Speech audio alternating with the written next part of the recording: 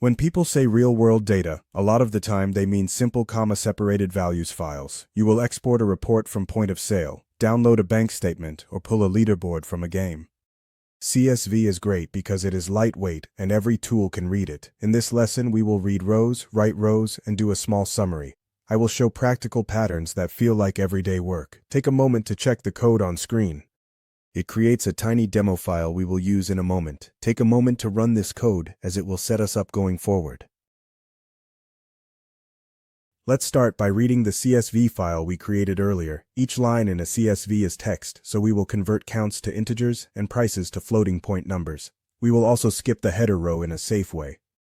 This pattern shows up constantly when you are cleaning a small report. Think of reading a week of grocery purchases, a basic staff roster, or a simple timesheet.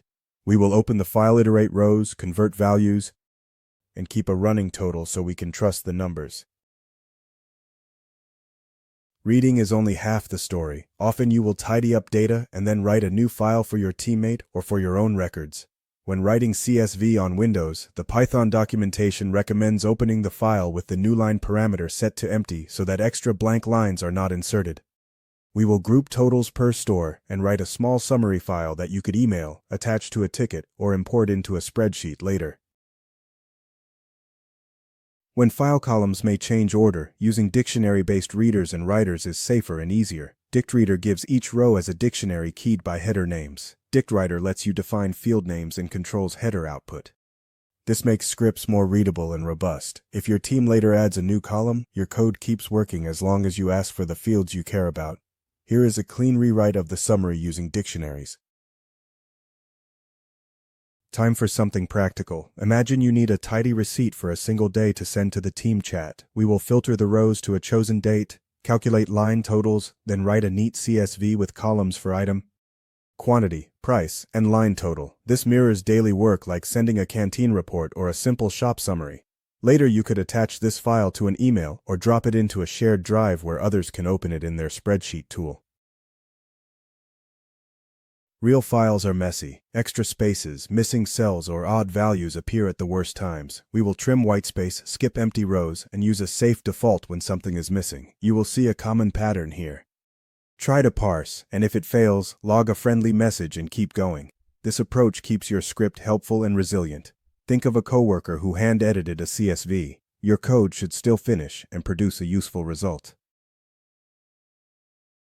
Your challenge is to read a player's file with names, wins, and losses, then write a leaderboard sorted by win rate. This mirrors school sports ladders or casual game night results. Start from this file, fill in the to-dos, and keep the script friendly and readable. Calculate win rate as wins divided by wins plus losses. Ask the viewer how many top players to show, then write a new CSV with the extra win rate column. In the next scene, I will reveal the solution.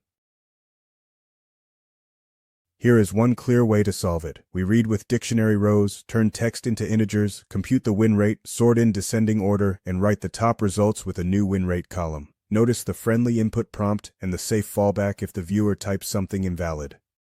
Also notice we open files with the newline parameter set to empty so the output is clean on Windows. This structure is simple, readable, and easy to extend later. Again, I am sorry I couldn't fit the entire code on screen, but definitely ask me, and I will get you the full challenge solution in one file. Here are a few simple habits that make CSV work smoother. Always open files with the newline parameter set to empty when reading and writing. Keep headers stable and use dictionary-based readers to avoid column position issues. Convert early so that numbers are numbers and do not stay as text. When something fails, log a short message and continue so your script still produces value.